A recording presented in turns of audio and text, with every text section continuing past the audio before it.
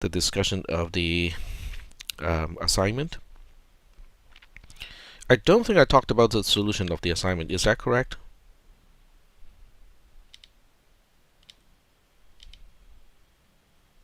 Yeah, okay, that's what I thought. Alright, so that's fine. We can talk about it now. When very few people are watching. Yeah, it's kind of funny. Alright, so let me check my OBS, make sure that the screen has everything in it. Uh-oh, I cannot find my OBS screen.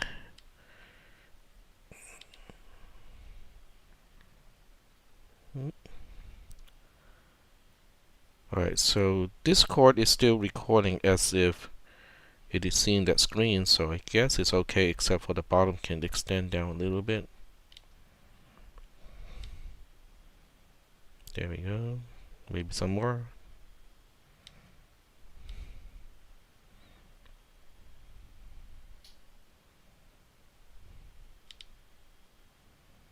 Alright.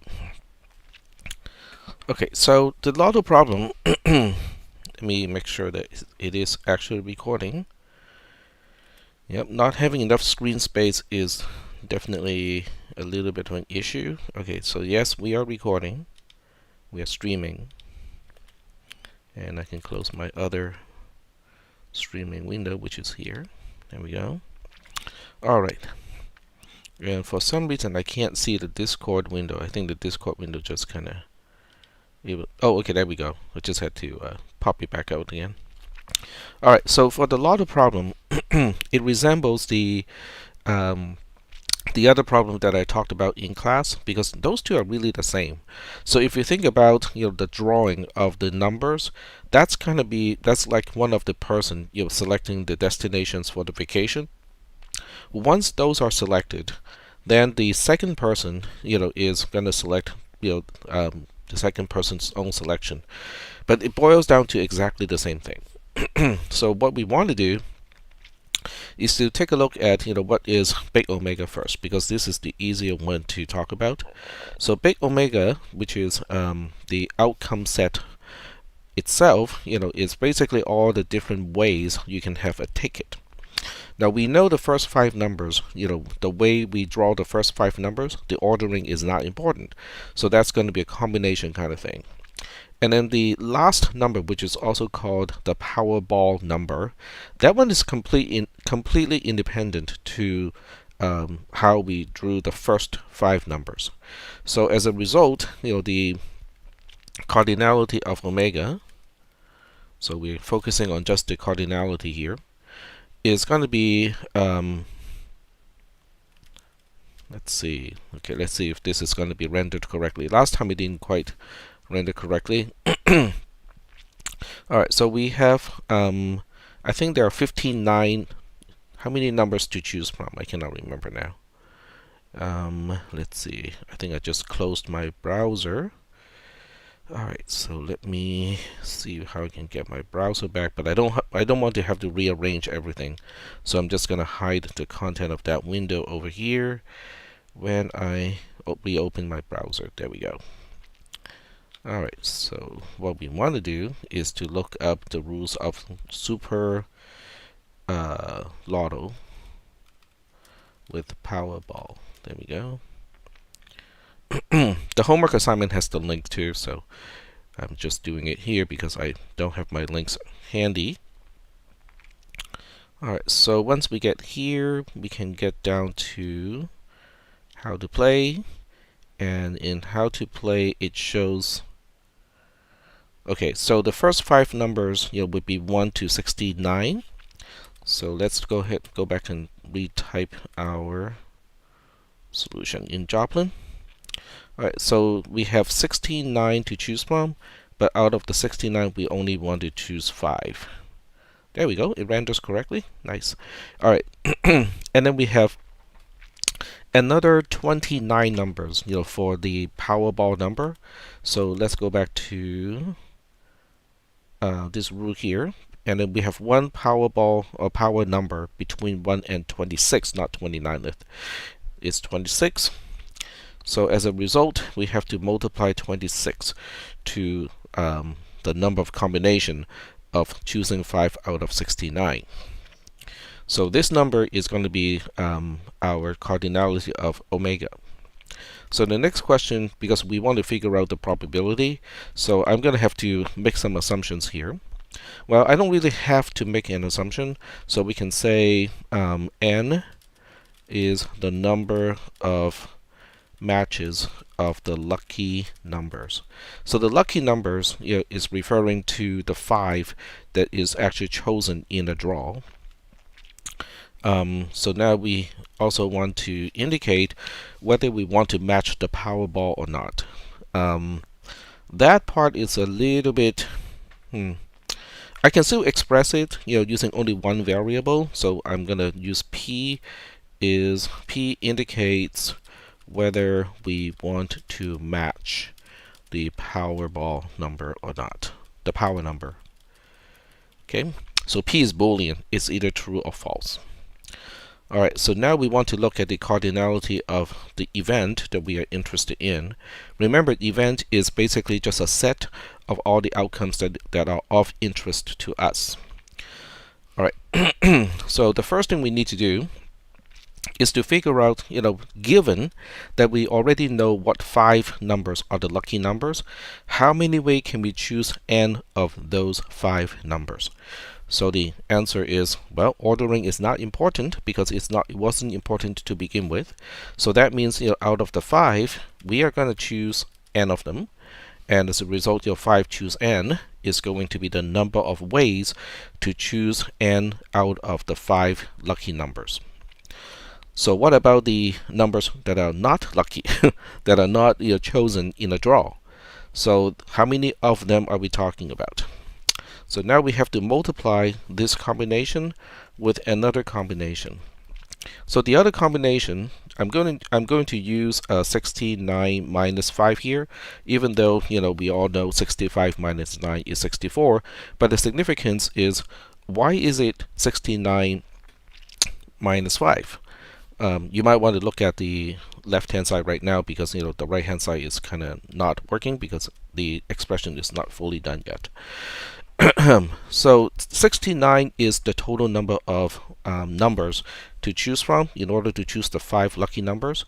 So when we're looking at the numbers that are not the chosen numbers, we have 64 of those. And that's the reason why we have 69 minus 5, which is 64. And then out of those, we want to choose 5 minus n. The reason why it's 5 minus n is we already have n already designated as the lucky numbers. So now we are only interested in the the numbers that are not the lucky numbers.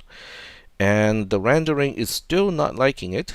It's still complaining at the end of input ...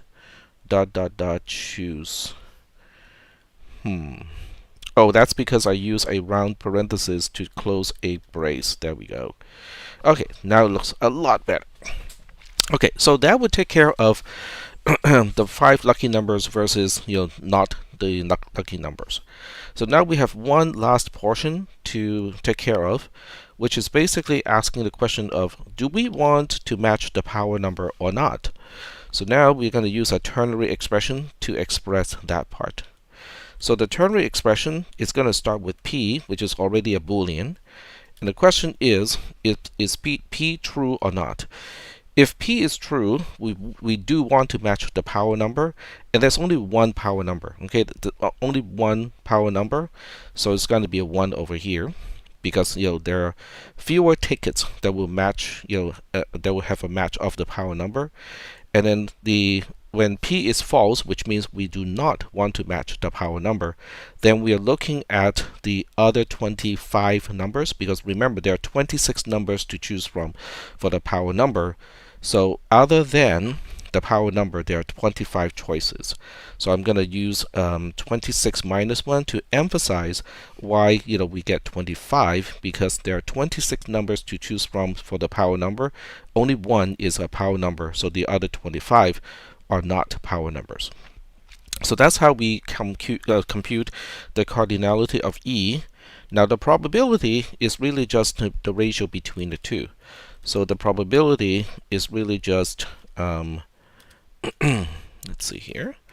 Let me see, fraction. I think it was fraction that did not work. So we'll check it out whether it works or not. I think it's missing the bar in between. It might still be not working, but we'll see. So we are looking at the cardinality of E divided by the cardinality of omega here. There we go.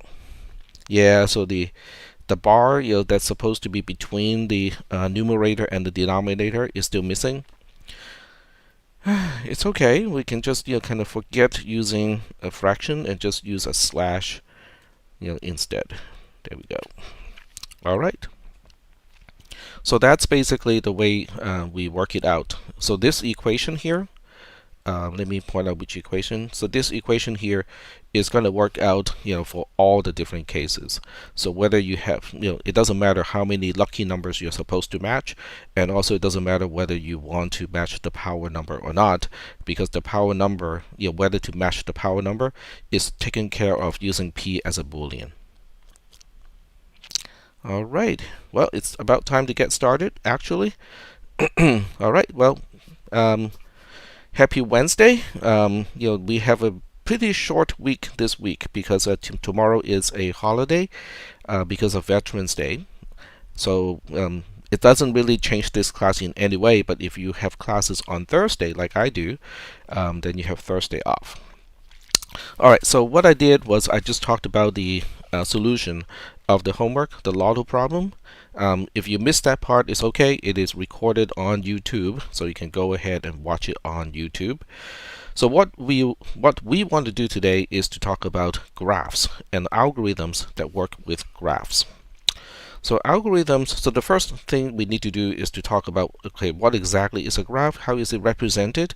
Well, fortunately, we do have, enough vocabulary to express that now. So we'll go ahead. I'm just adjusting the size of Joplin because I suppose I can look at the window over here. It just looks kind of confusing from your side because you'll see the text inside the window inside a window. Maybe not, because this window is actually active at this point. Okay, never mind. That's good. All right. So with respect to talking about a graph, with respect to the notation, a graph is represented as a two-tuple itself. It basically has a component which is V, which is the set of all vertices, and a set of all the edges. So that's how we generally represent a graph. It's basically a two-tuple. Each item in the two-tuple is a set on its own. So now we're going to explain what is V. Okay, so V is the set of vertices. So now that seems pretty general, right? I mean, what exactly is in V? It can be anything. Okay, V can be a set of anything. It can be a set of numbers, can be a set of names, can be a set of well-formed formulae if you want. I mean, it doesn't really matter what elements are in V, because the restriction is not placed in V itself, but in E. Okay, so E is a set of edges. So one thing we know about E is this, okay, because E is a set of edges. So what we need E to be is it has to be a subset EQ, because it can be exactly the same as V Cartesian product with V. So V times V over here. Okay, you can focus on the right hand side because the left hand side is just how I type the math in LaTeX, but the right hand side is already rendered, so it's a whole lot easier to read. So that's the only restriction of what E has to be. It has to be a subset of the Cartesian product between the set of vertices with itself. Now we have seen something like this already when we talked about relations, because that's what a relation is as well, because a relation is just a subset of the set that the relation is defined over, and Cartesian product with itself. So do we have any questions about what a graph is and the general constraint on what can be in each set? YouTube should be running. Oh, the link itself. Right. Okay, I forgot about that. Okay, the link. Yes. All right, so what I need to do is to lift these two, and then I completely forgot about the link itself. So let me go back to YouTube, and it should be there somewhere. Oh.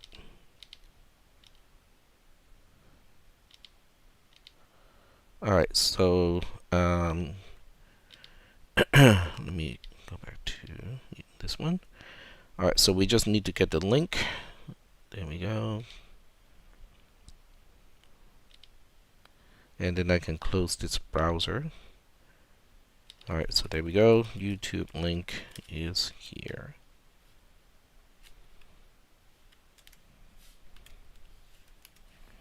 All right, there we go.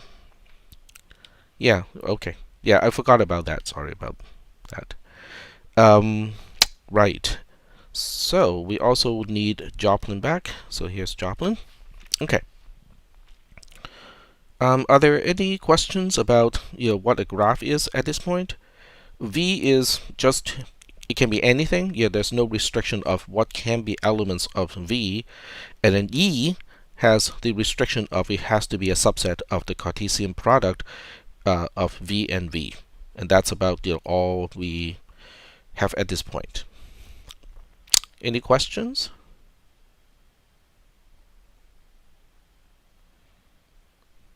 Okay. So assuming there are no questions, we're going to use an example to illustrate what does that mean, okay? Because right now we just see a whole bunch of symbols. So what I'm going to do next is I'm going to use Zernal to draw a picture. So this way, there's a graphical representation of a graph, and then we'll go back and talk about what it would look like if it is a if it were in text format. There we go. So I'm looking for my stylus. There we go. All right. So let's just say that we have a very simple graph, with 4 vertices, and we name the vertices A, B, C, and D. So we have, okay, let me put it this way. All right. So here we have A and B and C and then D. So these 4 are vertices. Yeah, we are looking at an example right now. So let's just say that there's an edge going from A to B, an edge going from B to C, an edge from B to D, and then an edge from B back to A, okay, and an edge from C to D, okay. I'm just totally making a random graph here. Yes, this is a directed graph. All the graphs that we are going to study are directed. So the term directed graph refers to the edges. The edges are directional. Now, the reason why I prefer to talk about directed graphs, which is also termed digraph, D-I-G-R-A-P-H, because directed is we just pick the first 2 letters of it. So directed graphs can be used to represent undirected graph. You just have to have double arrows for between any 2 vertices. So if one exists, the other one has to exist. Doesn't that remind you of something? If you have a undirected graph, but you want to use a directed graph to represent the undirected graph, which property of relation does it remind you of? Exactly. So Jonathan W. and Armand, they're both correct. It is symmetric. Because if there is an edge going from vertex A to vertex B, there better be an edge going from vertex B back to vertex A. But if that edge is missing, if there's no edge from A to B, then we probably want to make sure that there's no edge from B to A either when we want to use a digraph, a directed graph, to represent a undirected graph where edges are bidirectional. When an edge exists, it means we can go in either direction in a non-directed graph. But in this class, the algorithms that we're going to use is to examine directed graphs, because directed graphs are more specific. You cannot represent a directed graph using a undirected graph, but you can do it the opposite way. So we are going to talk about the more general representation here. Yeah, it does. Yeah, you can use a doubly linked list, to do that. The actual representation of an edge is really just a two tuple in the case of a directed graph. All right, so now the question is, how do we represent this in the format of text? Okay, how do we see this, in the notation that we have already talked about in the notes? Okay, so I'm going to put this one on the side at least a little bit, and then I'm going to type, in Joplin first here. Unfortunately, when I do that, the graph itself is gone, but I have a solution.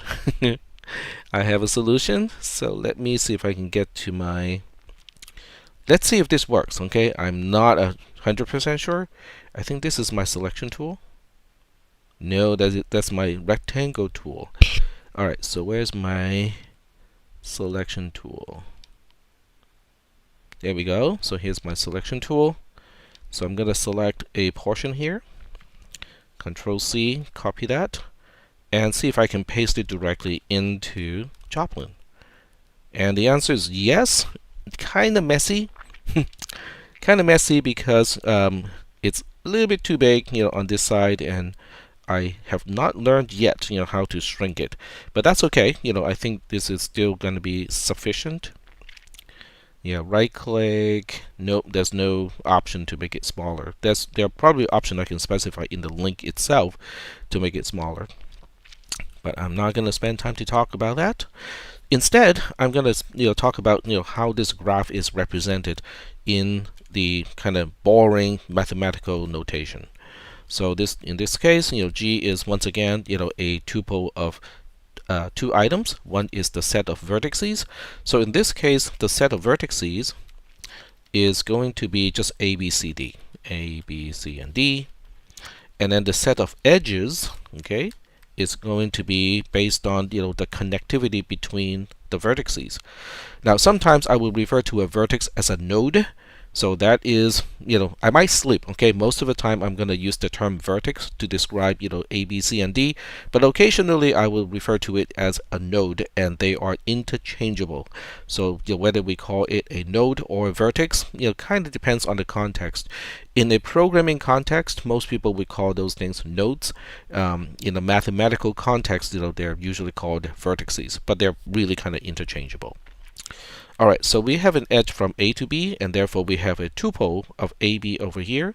But we also have a edge from B back to A, and that's why BA is another tuple in the set. And then we have BC as a tuple, and then we have BD as a tuple, and then we have CD also as a tuple. So that is how a graph is represented. When we look at the graphical representation, it looks like this. Kind of nice, easy to understand because it's graphical.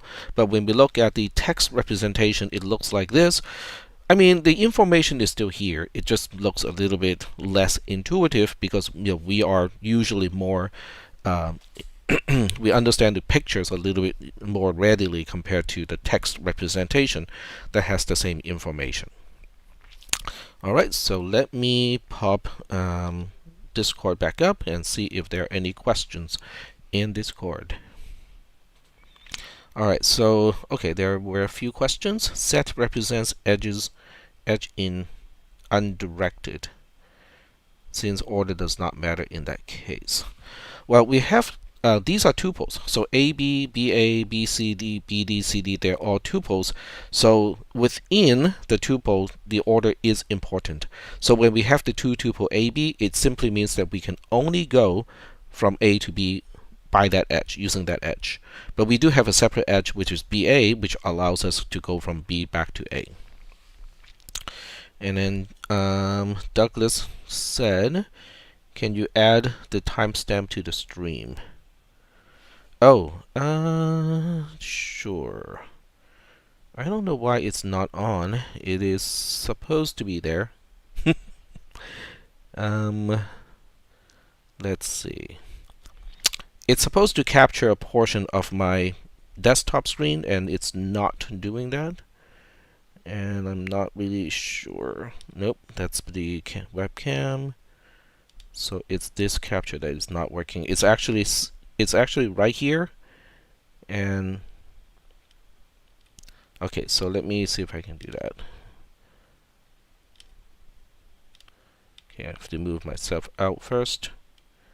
See if I can pick that thing. And for some reason, that thing is non-existent at this point. So let me see if I can.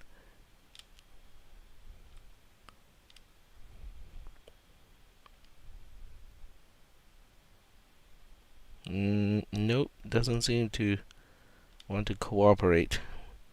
Alright, give me a second to fix that. Alright, so it's supposed to go from the top.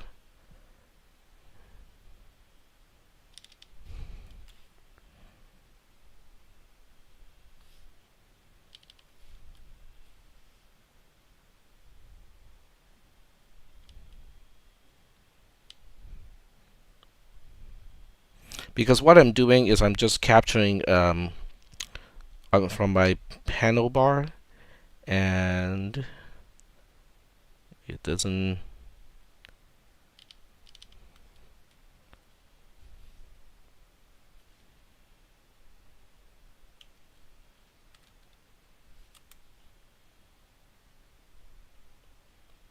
Oh, okay, I see. I need top pixel and bottom pixel to be different.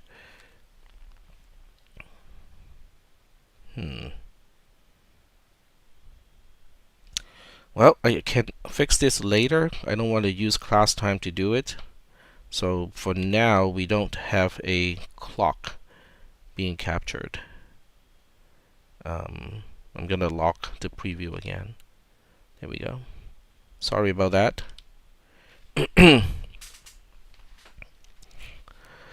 I suppose I can look for xclock, which is a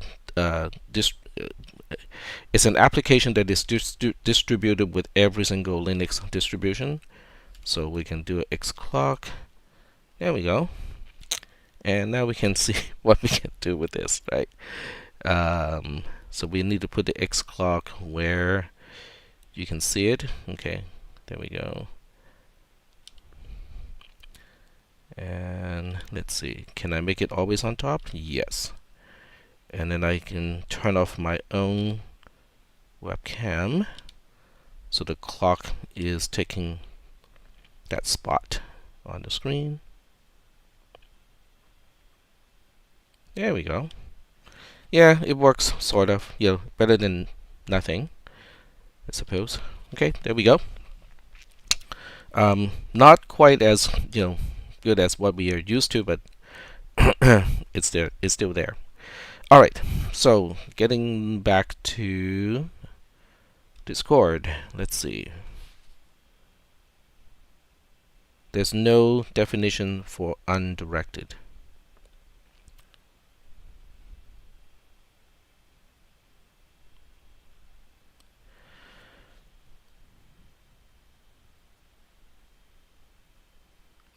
Undirected, so if you want to look at undirected, you can look at it as directed, except the edges have to be symmetric.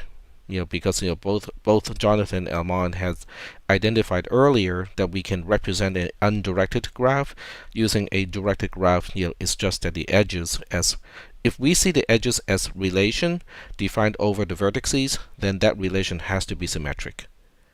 So there is a way to represent a undirected graph.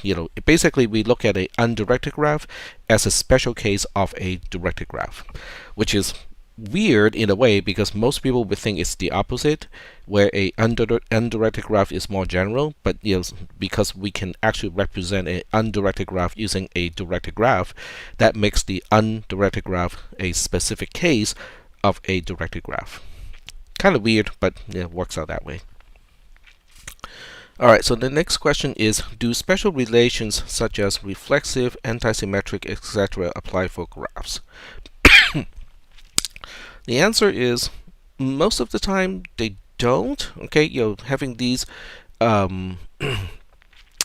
properties, do not, as far as I know. Okay, I'll put it that way. As far as I know, having these properties, as if you look at the edges as relations, having these relations special properties, typically are not particularly useful.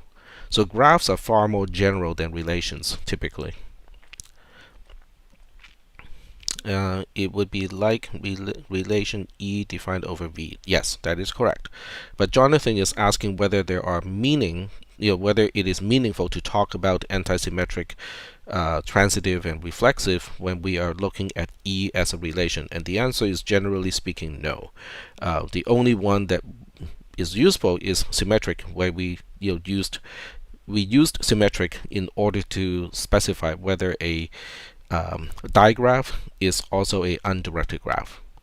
So other than that, just being symmetric or not, the other properties of relations do not seem to be particularly applicable as far as I know. So are we good so far? All right, cool. Okay, so the next concept we're gonna have to add to the concept of a graph is the concept of a path. Okay, so a path is, there are several ways to look at a path. Some people like to look at a path as a tuple of edges.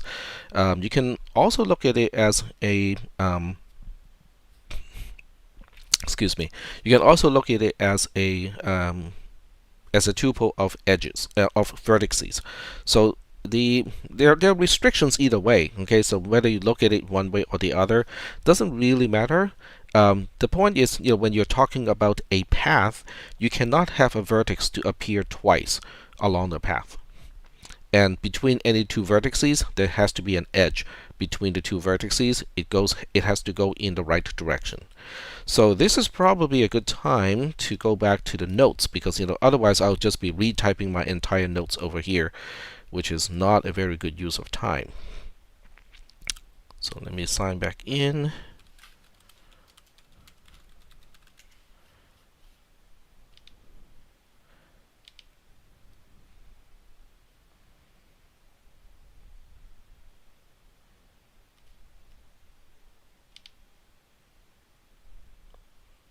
Alright, so let's go to graphs.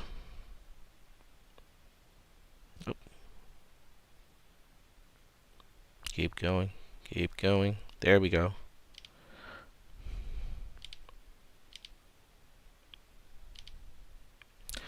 Alright. So a path is defined right here. A path in a graph is a tuple of vertices. That's one way to look at it. Edges from E must lead from one vertex to the next. Okay, so we are looking at adjacent vertices, and between the adjacent vertices in the path, an edge must exist. So if we use a quantified expression, it's going to be like this. So for all I as a natural number, if I is less than or equal to bar p bar minus 2, so bar p bar once again is the cardinality, but this time it is the length of a tuple. You can look at it as the length of an array. A tuple is essentially an array. So we're looking at the number of elements in an array, but we have to subtract 2 from it. Now, the reason why we subtract 2 is because, one, we start counting from 0, and the second one is we only want to get to the second last index. The reason why we only want to get to the second last index is because we are expressing that p of I, which is a vertex, p of I plus 1, which is another vertex, that 2 tuple, has to be an element of the edges. All right, so this is placing a restriction of, when we look at a path as as a tuple of vertices, the restriction is there has to be an edge between adjacent vertices in the tuple. So is that okay? Does everybody understand the intention of this particular quantified Boolean expression? All right, so the question is, why does I have to be in N? Well, it doesn't have to be, it's just that, you can say I is in a set where the natural numbers would go from 0 all the way up to bar p bar minus 2. That's, there's just several ways to put that, restriction. I just chose to use, okay, we'll take all the i's in the set of natural numbers, and then I put the extra requirement right here instead of, using this as a bound for the elements in the set. So just a different way to express the same thing. All right. Yep. Exactly. So our mind is correct. So we are basically just using a loop where I goes from 0, and then the last value of I we need to use would be bar p bar minus 2, which is the second last, which is the index of the second last item of the tuple. And remember, tuple and arrays are basically the same thing. One is what mathematicians would call, and then the other one is what programmers would call it. But basically they are the same thing. All right. Now, also, a path cannot contain duplicate vertices. So a vertex cannot appear more than once within a path. All right. That makes a path a path. Now, what if? So let's use an example, right? So we'll take a look at the example right here. Okay. So I'm going to talk about what is a path and what is not a path. So first, let's talk about what is a path. So A, B, D is a path. Okay.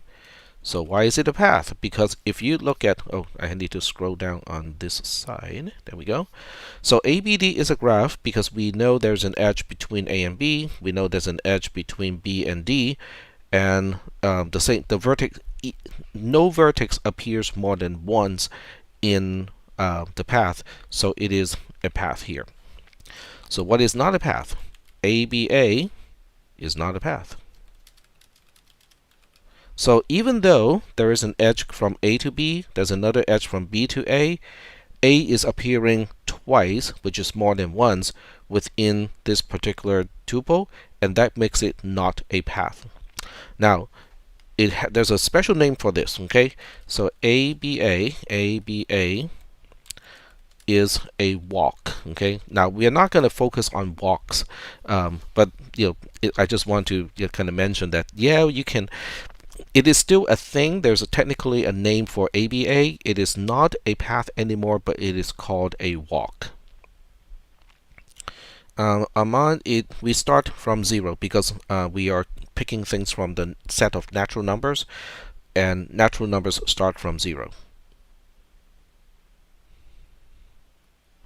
How do we label the elements in the tuple? We use the array notation, which is the square brackets. So the square bracket with an index in it is how we designate a particular item in a tuple, exactly the same way that we identify an element in an array. Let me go back to the notes because that notation is here too. So you can see how p bracket I is designating element I of tuple P, and then P bracket I plus 1 close bracket is designating element I plus 1 of the tuple P. In other words, I'm borrowing all the same notations that we use in programming, at least in C and C++, when we need to access elements in an array in this context of tuples.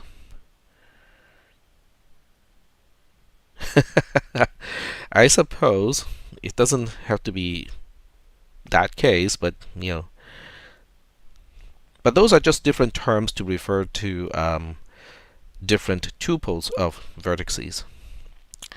All right, and then Jonathan typed, I is less than or equal to bar p bar minus 2 is like bound checking in the loop for an array. Yes, that is correct. Yep.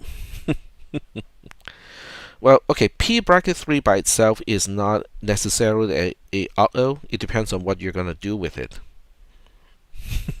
I just want to be very specific about, is it by itself, it's not necessarily a bad thing. If you're reading from that element, it's a bad thing. If you're writing to that element, it is really a bad thing.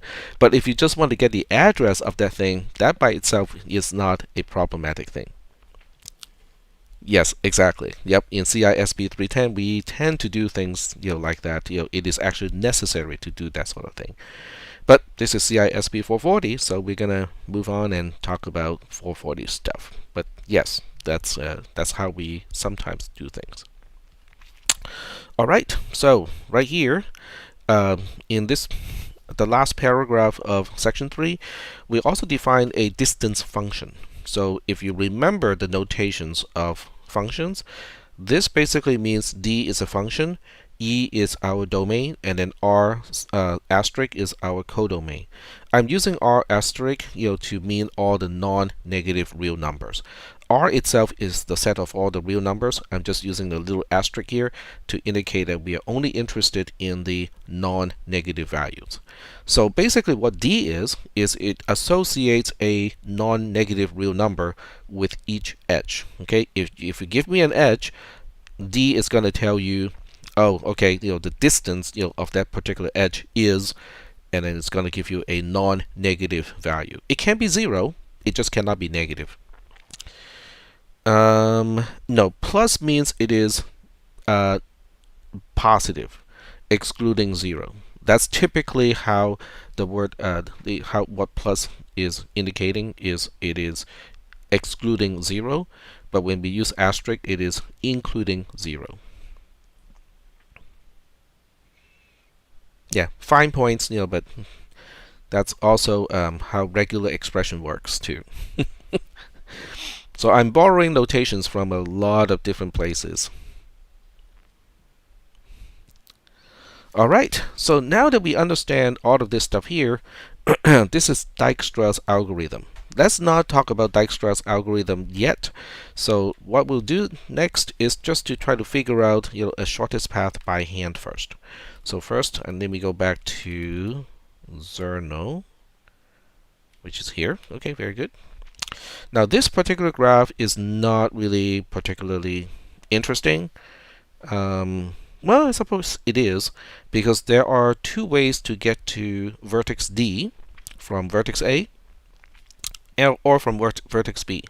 So in order to find the shortest path, we have to now define what are the distances between the edges. Let me make sure that this is centered so we can all see. Make sure that we can all see that. There we go. There we go. All right. So now I'm starting to assign values to the edges. Okay, they're basically the distance values. So I'm going to assign a value of 1 over here. That one is not really that important. I wonder what tool I was using earlier, because this pencil is really, really thick.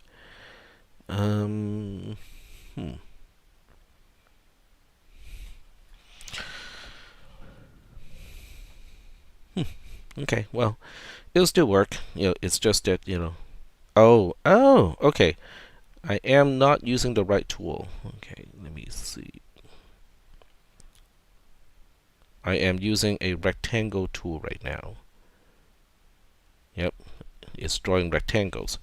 So let me undo those things and go back to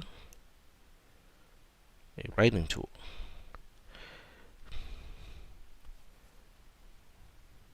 There we go. I have to uncheck that. Interesting. Okay, so we have a distance of 1 over here, and I will even put a distance of 0 over here. So the edge going from B back to A has a distance of 0, and then I will put let's see here. Let's make this kind of more interesting.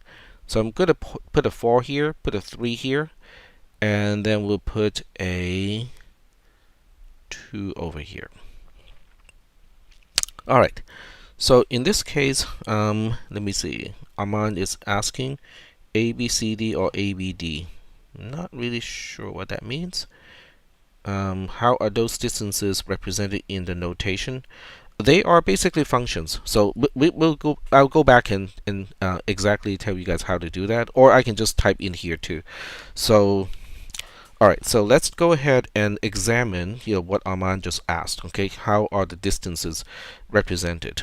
So D is a function, and we already know how a function is represented in this class because a function is basically a subset of the Cartesian product between the domain and the codomain. It has special restrictions. The special restrictions are one. Well, there's only one actually. There's only one special restriction, other than it has to be a subset of the Cartesian product, in this case, between the set E and the set of all the non-negative real numbers. But on top of that, there's a special requirement that every element in the domain has to map to something in the codomain. So from that perspective, okay, I can represent D as a set, and then in the set I will basically specify, in this case, the edge AB has a value of 1 associated with it. The edge BA has a value of 0 associated with it. The edge BC has a value of 3 associated with it. And then the edge BD has a value of 4. And then last, we have the edge from C to D. So CD is the element coming from the domain, and then 2 is the value coming from the codomain. So I hope this is answering Armand's question earlier. Yeah, absolutely. Yep. So you can see how those concepts are really, really crucial, right? Because from the first week, we talked about the set notation and also what we can do with all of these different sets, all the operators, intersection, unions, and whatnot. We are still using, right? We are still using the set notation. And then we talked about functions, and we are still using functions. So that's kind of why I arranged the material the way I arranged the material, because the earlier material is basically just giving us the vocabulary so that we can express things that we need to express at this point of the semester. I just want to kind of zoom out sometimes so that you guys have a kind of like a more of a wide angle view, of what material we have covered, and do they have relationship with each other. So there we go. All right, so with the D function defined, now we can do fun stuff, okay? Stuff that actually has value to people, because now I can ask the question of what is the shortest path from vertex A to vertex D? Now all of you can kind of figure that out really quickly. It has to be going from A to B and then from B to D directly. That would be the shortest path. Right? I mean, that's pretty easy. So the question is, if I give you a graph that is not just with 4 vertices, instead it has like 200 vertices, and then there are, let's just say, 150 edges, okay, and they're all over the place, and then obviously each one has a different D, and it's complex. And I want to ask you, so how do I go from vertex blah to vertex blah? Okay, well, maybe you don't want to do that by hand anymore. So the idea is, well, can we come up with an algorithm to find the shortest path? That is the focus of this module. So the module is basically just saying, okay, we usually have some kind of a problem that can be represented as a graph. And a lot of times, to solve the problem, we are really looking for the shortest path between 2 vertices. So by being able to find the shortest path between 2 vertices when we define a graph in this particular manner, we can potentially solve a lot of your problems in general. Yeah, what we are actually considering, is sort of brute force. So Dijkstra's algorithm is kind of a brute force algorithm. It's not too bad, okay, because it is, I think the time complexity is only proportional to the number of edges. I could be wrong, okay, so don't quote me, okay, but I can assure you it is not bad. We are not looking at something that has a factorial or exponent in it, okay. We are looking at something, in the worst case, it is probably the cardinality of v times the cardinality of e, which is not too bad. I don't think that is the case. I think it's just the cardinality of e. But we'll see, okay. As we talk about the algorithm, I'll probably get a sense of which one it is. All right, so now we're going to go take a look at the algorithm. And every time we look at an algorithm, it is probably a good idea to understand the notation. So when we look at this algorithm, it's called Dijkstra's algorithm because Dijkstra, its last name, is the person who invented this particular algorithm.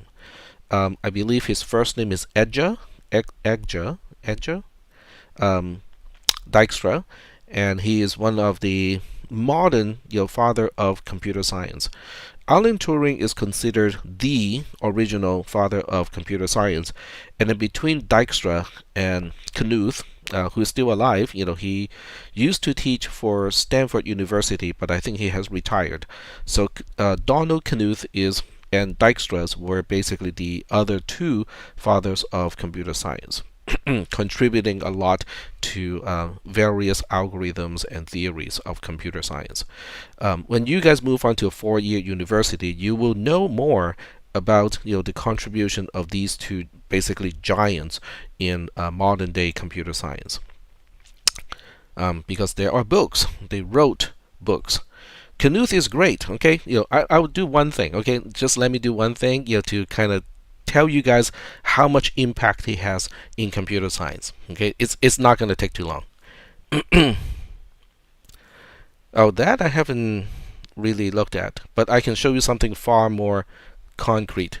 Right click, show math as, tech command. This was him. Knuth wrote the original tech tau epsilon chi, which is a typesetting program for mathematics. He was the original author who wrote that. And to date, we are still using that notation for mathematical notations. It's not going away anytime soon. Yeah, Wade, he is still around. I mean, he was teaching computer science at Stanford University. I think he has retired, but I think he's still around. Just as a kind of backdrop, I know this is I'm kind of digressing, but I think it's important in a way too. There's a disagreement between Donald Knuth and Dijkstra, Dijkstra, and it's about how they look at computer science as a subject matter.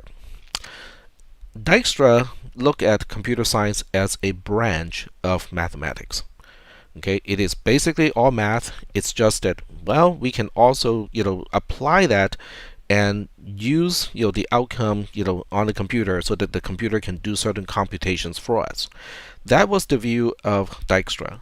Knuth took a slightly different view, which is basically going like, no, I don't think we need to have I don't think a person needs to be a mathematician first before they become computer scientists or people who can program, because of the tools being improved.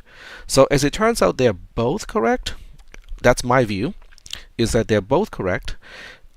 For someone who just wants to do some casual programming, which is kind of like, oh, I just need to automate a few things. Sometimes it may not even involve conditions. I just need to repeat these few steps in this particular sequence.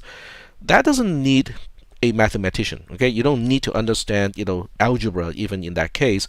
You just need to say, okay, what is the syntax to specify all of these steps, because I just need to blindly apply these 5 steps over and over again. Not a problem.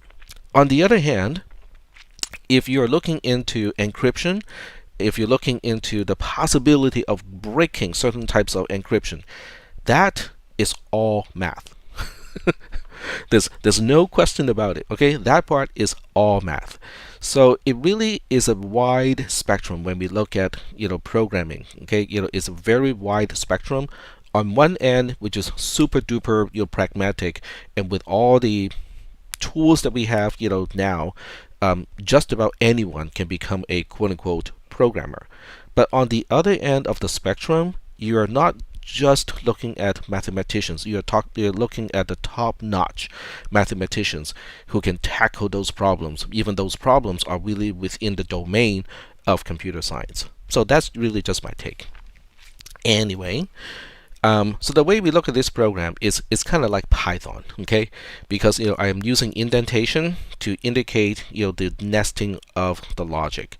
So the first part here, starting from here and ending all the way here, that's just initialization, okay? So from here all the way up to here, that's just initialization. And then the actual logic of the program, oops, okay, I don't have. Never mind. So when we look at this portion, okay, that's the actual logic of the program. So we can see that we have these statements over here. This is just a sequence of statements. They are nested within this particular if here. I even borrowed colon from Python, but then Python doesn't use the word then. Okay, I'm putting the word then here because it just sounds better this way. But this conditional statement will be performed after this statement here, which is basically just saying that I'm going to use the notation of E to represent the edge going from W to V. But both of these statements, the assume and the entire conditional statement, are the steps that we need to perform in the for each statement here, which in return is one of the three steps that we need to do inside the outermost while loop. So is that okay? Does everybody kind of understand the nesting of the control structures of this algorithm? How the while is including certain things, including the for each, and the for each includes two statements, and one of those is a conditional statement. Is that part okay? All right. Yeah, kind of like Python, except I didn't quite entirely use the syntax of Python. Right. Okay. So assuming the language is okay, now we're going to start to look into what we are going to do in this case. The first line and the second line, they are kind of like declaring the parameters of this particular algorithm. So if you look at the algorithm as a function, the first two lines, the first two let blah blah blah and then let blah blah blah, they are basically specifying, okay, what are the inputs to this particular algorithm? What are my parameters? So typically these would be actual parameters in a function definition.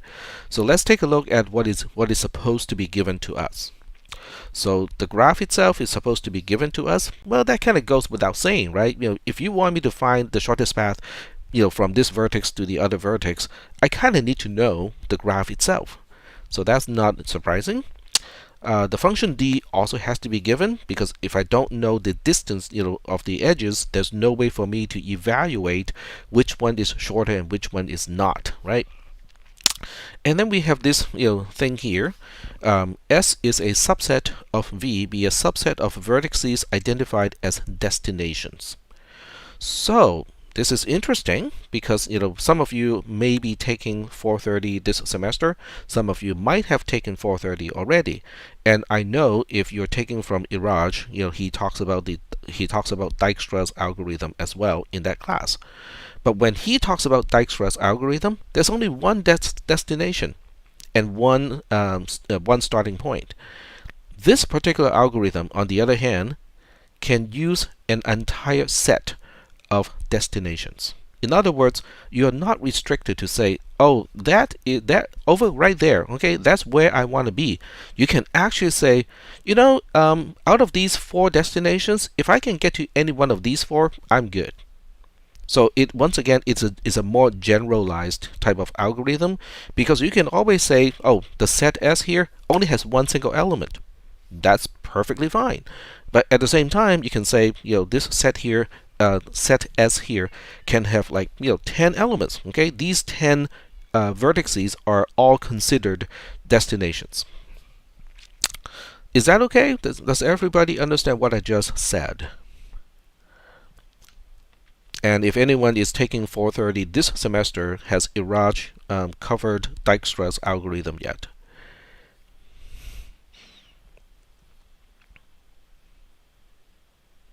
Okay, so I beat him to Dijkstra's algorithm just a little bit.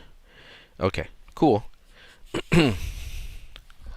So for those of you who are taking this class and Iraj's CISP430, you kind of have to keep the two algorithms apart because the approach are slightly different. Even though both are Dijkstra's algorithm, in principle they both work the same way. Mine is just a little bit more generalized. Okay. Yeah. Oh, okay. There we go. Oh, it is the last unit. Okay, cool. All right, so now the question is, but Tech, why do you want to make the destination a set instead of a single vertex? What is that going to buy us? Well, I'm going to say it's not going to buy us anything, but it's free. Okay, it's kind of like a freebie because the algorithm, can be exactly the same, whether it has a set of destinations or one single destination. So I'm getting this for free. Why not? Okay, that's my argument. Second thing, well, but in real life, okay, why would you want to solve a problem where there are multiple destinations? So I'm going to give you an analogy. Okay, most of you probably will remember my analogies, but totally not remember the actual content. But I don't blame you. Most people say that to me.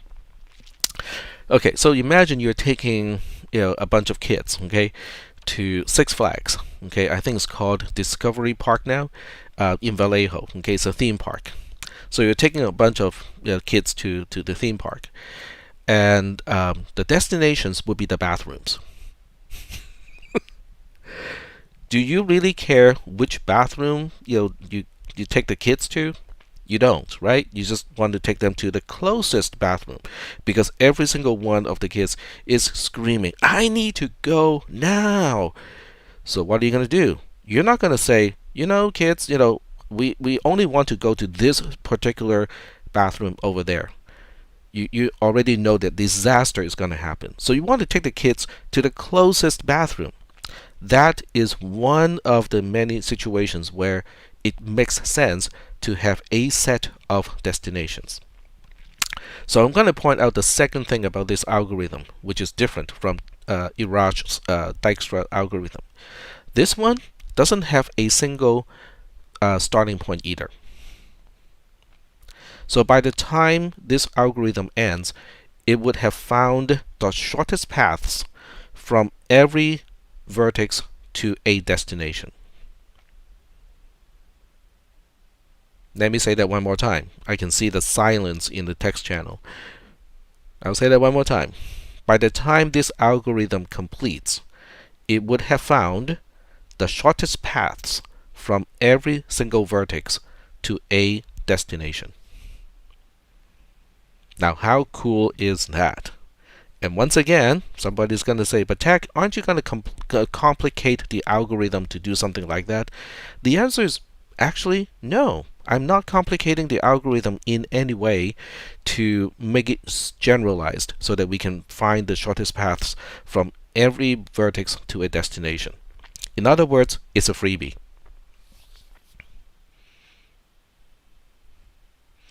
So the total number of edges of the shortest path would equal to the cardinality of the set of vertices. Well, it cannot be more than that, but it can be up to that. The question is, why is it not the same? Well, because some vertices may not be reachable, cannot reach a particular destination, so they don't have a path.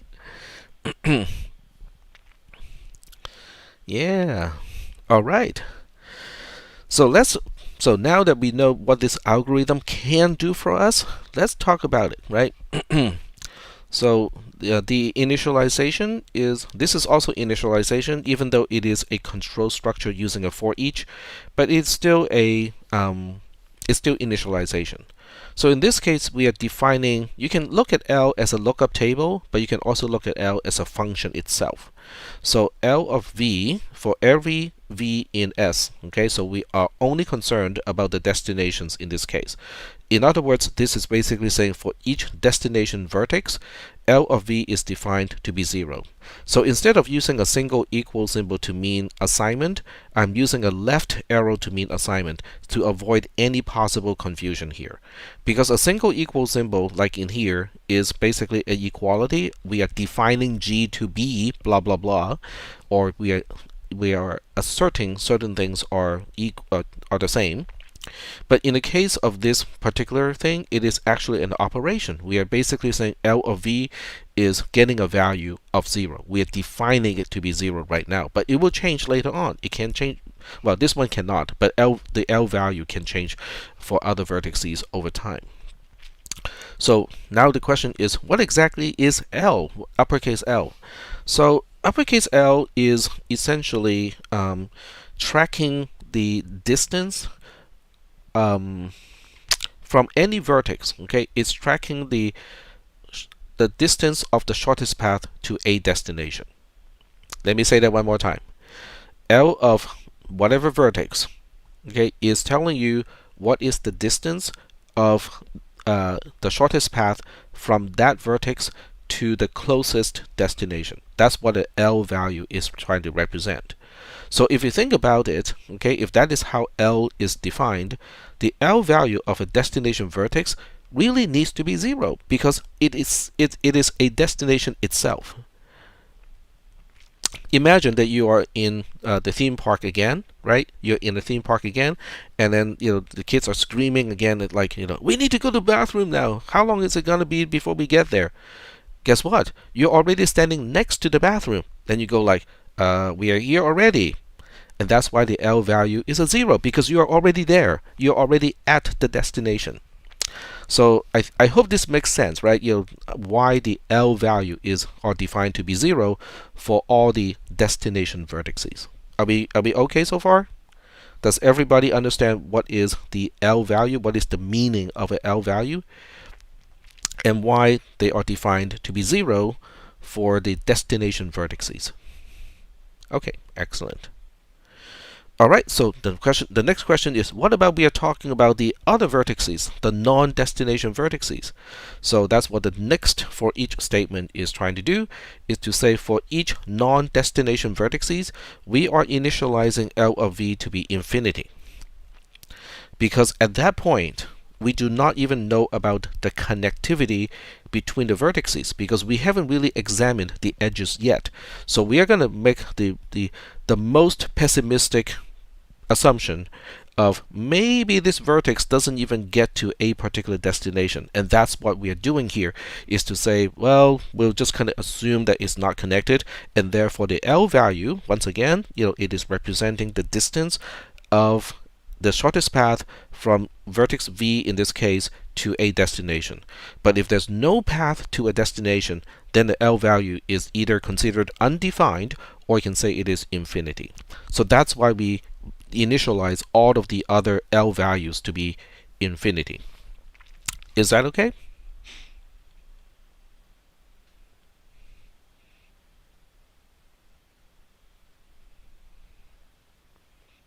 All right, so we got one confirmation. If you guys need more time, we can kind of pause here, or I can answer questions regarding the meaning of what is the L value. And by the way, L comes from the word length. It's not distance, because distance, I use d already to define the cost to go from one vertex to another vertex through a single edge. So I have to choose a different word and a different letter to represent the length of a shortest path. So L is length. All right. I'm not seeing any questions in the text channel. All right. Oh, there we go.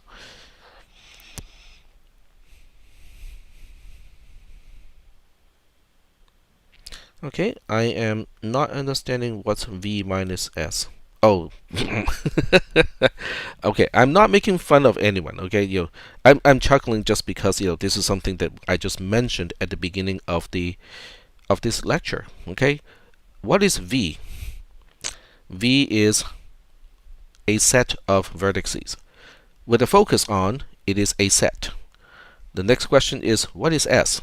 Well, we know what S is, right? S is a subset of V, which makes S itself also a set. This is the subtraction that we define for set operations. It would be the vertices that can be found in V but not in S. We're excluding everything in S. In other words, we're only looking at the non-destination vertices. It's okay, it has been a while before we mentioned this particular set operation from the past. But this is what this is making my point, right? This is making my point of all of those concepts that we talked about really early on.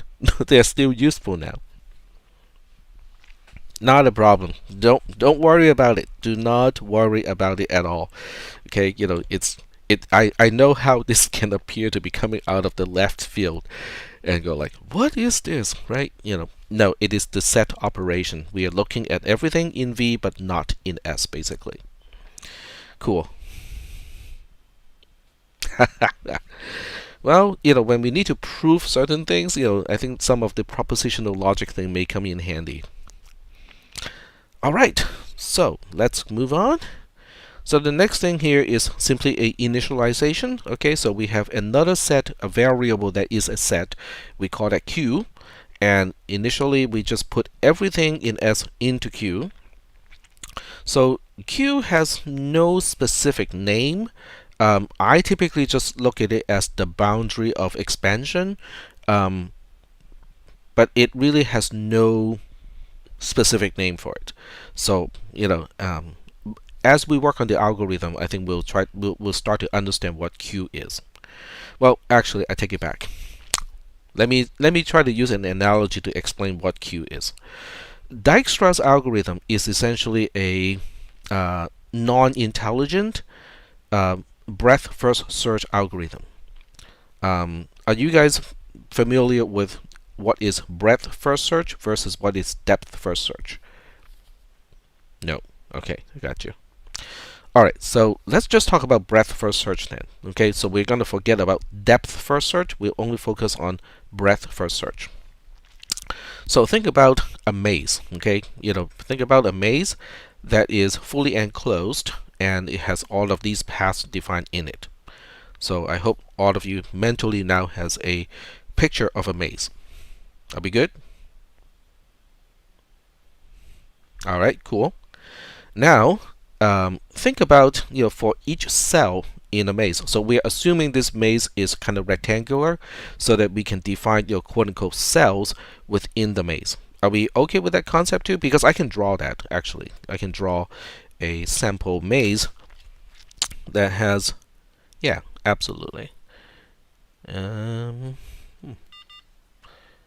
Doesn't let me. Come on, scroll. There we go. All right, so we are looking at a. Okay, wrong tool. There we go. So we are looking at a rectangular kind of maze where you have all of these pegs that specify potential places for the endpoint of a partition.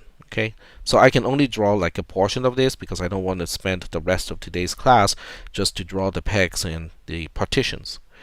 Okay, so there we go. So the only rule of making this maze is a partition would connect two pegs, and each peg has to have at least one partition attached to it. Is that okay? So that means I can put a partition here, I can put a partition here, I can put a partition here, I can put a partition here, making this a dead end. I can put a partition here, dun, dun, dun, dun, dun. So the general rule is you cannot leave a peg that has no partitions attached to it. That's the only rule. Are we good? Are we okay so far? Yeah, with what I mean by a rectangular maze. And then the area between four closest pegs is basically a cell. So let me see if I can do some fancy stuff here to show you what a cell is. Okay, we can certainly do something like that. That is a cell. That is a cell. So basically a cell is a coordinate that we can use to refer to a specific place in this rectangular maze. So are we doing okay? Just in terms of the terminology of what I mean by a rectangular maze and what is a cell in a rectangular maze. Okay, very good. So now continuing with the mental picture. Okay, so we have an enclosed maze, and then at the center of each of these cells. Okay, let me turn off the rectangular tool. So at the center here, we tape a cockroach. So at the center of every single cell, we tape a cockroach. The cockroach cannot run. It is stuck at the center of that cell. Are we good so far? So we have a lot of cockroaches, in this particular maze. Each cockroach is taped down or glued down at the center of a cell. Yeah, well, we're going to do something to the cockroaches, okay? Don't worry. We're not going to leave the cockroaches, just being alive and attached at the center of a cell. Okay, so now we have a mental picture of a maze. Okay, each cell of a maze is a square, and then at the center of each square is a cockroach that is taped down and it cannot escape. Now, at specific spots, okay, so we can now designate certain spots, and I can change the color to something that is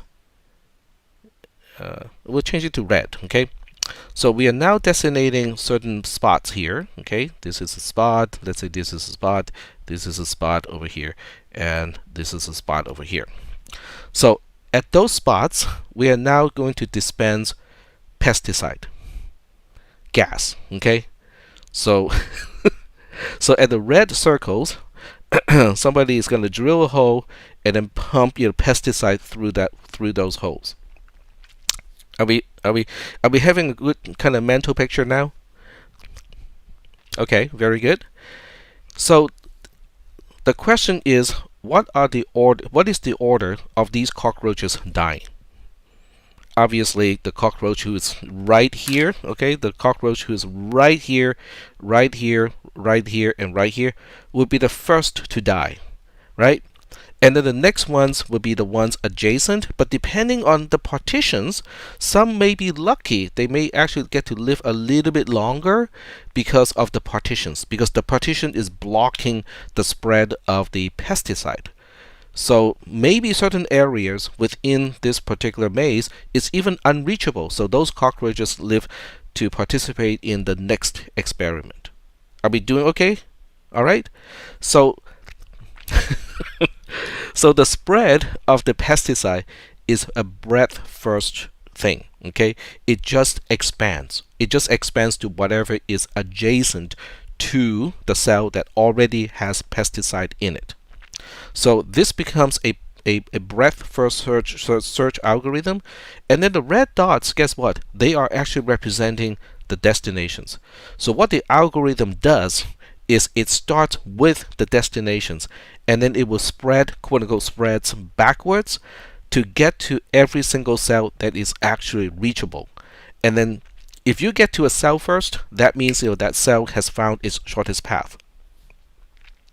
So that's the general approach of Dijkstra's algorithm. It is a breadth first search algorithm that spreads the Okay, so getting back to the idea of what is Q. So Q initially, okay, so I'm still using red, right? Yes. So Q initially would be these four circles, and then Q is going to spread to the boundary of expansion. So the boundary of expansion excludes what already has a dead cockroach. In other words, the dying cockroaches define Q. Oh, you don't need a stack to do this. You can use a stack construct, but the best way is to use a set construct. But I know what you mean by using two stacks. So are we kind of understanding how we are going to solve this problem? And Q, the set Q, is basically the set of cockroaches who just got gassed. It's the boundary of the expansion of the pesticide. That is the set Q. Are we doing okay so far? Now, if you're not quite making the connections of the concepts, don't worry. Just kind of make a note of the time. The clock is right here. Okay, it is pretty big this time. So just kind of jot down the time. Because as we go over the algorithm, I don't think we have time today to do a trace of the algorithm. But when we do a trace of the algorithm, you might want to kind of think back to this analogy, because I know the algorithm is difficult to understand. It's also difficult to remember. But the analogy is kind of funny, right? I mean, you just have a whole bunch of cockroaches. As we pump in the pesticide, some cockroaches would die, and some would be dying, some would be alive. Okay, so the ones that are dying would define the set Q. We're basically saying, okay, you are dying and you are dying, you're dying right now. I need to find out who is next to die. That is the purpose of the set Q, so that we can find out who is going to die next. I mean, cockroaches wise. Yep. Okay. So I'm hoping this analogy will help, because sometimes, some people told me, Tak, your analogies are funny. Not funny, but not funny, but they're easy to remember. But I don't see how it connects to what you're trying to explain. That happens occasionally. No, not occasionally, a lot of times. So I hope this one does work out. All right, so that explains Q, and now we are going to have an E prime. So E prime is where we store the solution. Okay, so the solution is basically a subset of E. But we are only going to store the solution edges into E prime, so that when the algorithm is all done, we just look at E prime and go like, okay, these edges over here is representing the shortest paths from every single vertex to a destination. So that's where the solution is going to be stored. It is initialized to an empty set because we have not even examined a single edge at this point of this graph. So there's no way I can actually say which edge should go into the solution edges. So that's why it is initialized to an empty set. All right, I'm just looking at the time. We got 10 more minutes. So now we're going to go into the algorithm to find out what it is going to do. So the first thing we notice is it is really just checking to see if the set Q is empty or not. In other words, if we cannot find a single cockroach that is dying, then we're done, because it means the cockroaches that will die from pesticide has died already, and the ones that cannot be touched by the pesticide will remain alive, regardless of what goes on after this point. So that is the reason why when Q is empty, we are going to leave. We're going to exit the loop. All right. So now we go into the algorithm, assuming that we have at least one element in Q. Okay, one cockroach was just exposed to pesticide and is now dying. So what we'll do is, there may be multiple. So in other words, you may not have one single cockroach that is dying because of it just being contacted by pesticide. There may be multiple cockroaches. Okay, so within those multiple cockroaches, we have to find one to process. So how do we pick the one cockroach that is dying to process it? What is the selection process? So let's take a look at this statement here. Select V in Q such that for all W in Q, L of V is less than or equal to L of W. Okay, so that's basically the specification of how we choose a vertex out of Q. But what does that mean? What is the English translation of this? I mean, if you just read on, you will find the English translation, right? Because that's the whole idea of why this algorithm looks a lot longer than it is, because I'm putting in the actual explanation after the algorithm specification. So what I'm really looking for is V such that V has the shortest path to a destination of all the boundary vertices. It will, in other words, it looks the most promising. Okay. So on is typing something. So of all the cockroaches that are dying, I'm looking for the cockroach that has the shortest path to the poison. It is closest to the place where the toxin is being released.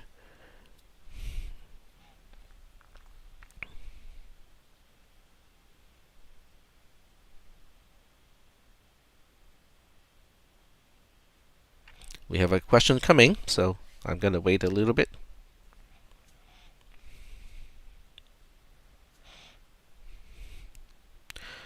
Alright, so when you guys are typing, I'm going to talk a little bit more. This is also why we call this algorithm a greedy algorithm, because all it does is to say, this looks the most promising. I'm going to choose that one as the next vertex to quote-unquote expand so that I can see what neighboring vertices of this vertex may also find a shortest path. Alright, so Jonathan said, isn't that the algorithm shortest path? Yes, but occasionally we may find a path that is not the shortest first, and then later on we go like, wait, hold on a second here. That wasn't the shortest path. We got one that is actually shorter, at this point. So we can go back to correct something, potentially later on. Okay, length V is closer than W, meaning the one at V is closer to the pesticide, the origin, closer to where the pesticide is released than W. That is correct. So all this mumbo jumbo is trying to say is to say, of all the vertices, find the one that has the least L value, which means that particular vertex has the shortest known path, known at this point to a destination. In other words, if I if I go back from that vertex, whatever V we have chosen here, those other vertices that would go to vertex V would probably find its shortest path as well if we expand V first. So this is one part where the cockroach analogy will fail to illustrate, because in a two-dimensional maze, we cannot have a case where, we touch that particular cell first and then yet it is not the shortest path. That can never happen when you have a physical maze that is two-dimensional, but when we are talking about a general graph, that can actually happen. Let me show you what I mean by that, because as I constructed the graph that we looked at earlier, I realized that that graph can illustrate the point that I just talked about. So let's take a look at this one. I'm going to move the clock out of the way. We only got 5 more minutes. I don't think we need a clock at this point. There we go. But I do want to point out why sometimes we might actually find the longer path before we get to the shorter path. So let me pick the eraser tool and get rid of this, and go back to use a blue color. There we go. So what if I put this one as a 1 and this one as a 5? Now remember, the algorithm starts from the destination. So in this case, it is starting from vertex D and is trying to look backwards. Vertex D is where we release the pesticide. So the two cells that are adjacent to D is going to be B and C respectively. So the first time we discover a path from B to D, B would have a length, the length of the shortest path is going to be 5. Now C is not really that relevant at this point. We just say that, hey, C, there's only one way for C to get to a destination, and its length is 1. Okay, fine. I mean that's it doesn't have a choice. But then when we expand from C, we would have found that, hey, B, vertex B, if you go through C and then go to D, that path is actually shorter. So this is what I'm talking about. In the maze, the rectangular maze situation that I just talked about, there's no way this kind of situation can actually happen because of the planar physical constraint makes sure that this cannot happen. But when we are talking about something as a general graph, this can totally happen. Okay, just because this edge is just because B is only one hop away or one edge away from D through this edge doesn't mean that edge is going to be the shortest path, because it is entirely possible that B can go through another vertex and then go to D, and yet that path is shorter. This is why sometimes if you pick the shortest one, it works most of the time, but occasionally, you would go back and go like, wait, hold on a second here. I just found a shorter path. So you would need to correct an earlier quote-unquote mistake. It's not really a mistake. It is just because it's a greedy algorithm. But because of that greed from earlier, we would have misidentified a path as quote-unquote the shortest when it's not. So let me take a look at the time. It's 48. It's pretty close to 50. I don't think we'll have enough time to finish the discussion of the algorithm, but the weekend is here. So the weekend is here. I would like all of you to at least read through Dijkstra's algorithm. Okay? And if you have time, okay, if you have read through Dijkstra's algorithm and go like, okay, what do I do now? I got plenty of time over the weekend. I would suggest that you go back to this picture here and use these values to basically apply it to Dijkstra's algorithm. Now, how you trace the values and whatnot, at this point is not important. Okay, do whatever you feel is the most convenient for you to do it at this point. I would use a spreadsheet, okay, just because it is already a table, makes formatting very easy, but it's up to you. But I want you to apply the algorithm to this particular graph, D being designated as the only destination, and I want you to find what E prime is going to look like when the algorithm is done. Now, I know you guys already know what it's supposed to look like, because to find the shortest path in this case, we can use the super duper eyeball algorithm to do it. Okay, which means you guys can find the shortest path without actually needing Dijkstra's algorithm. But I would like you to go through Dijkstra's algorithm to make sure that, oh, okay, it found exactly the same edges that I would find otherwise manually. So that would be something. It's not going to be graded, okay, but I will give you something that is graded later on. But over the weekend, I want you to finish reading the algorithm. If you can get to A star, even better. But if you cannot get to A star, at least finish Dijkstra's algorithm and practice it. Okay, you'll see if you can apply that to this relatively simple graph. Because the more you practice, the more you understand the algorithm, and then it's just going to be better when you get to the final exam, which is going to contain at least one question regarding the graph algorithms. Alrighty, so I'm not seeing any additional text. We are done with today's lecture, but it is just the starting point of kind of pointing out how Dijkstra's algorithm works. But the more you do it by hand, the more you're going to have a better understanding of how the algorithm works. So if you guys need to go, we can go now. Office hours are right next to this class. So in other words, I'm going to give myself about 10 minutes and then the office hour starts. They should be in the syllabus too. Oh yeah, totally. Alrighty, so I'll see most of you next Monday, and then we'll continue to talk about the algorithm, and then we'll trace it on Monday. We're going to have a formal method of tracing through the algorithm, so that way we can understand exactly what is going on at each step of the algorithm. Alrighty, see you guys later. Have a nice long weekend.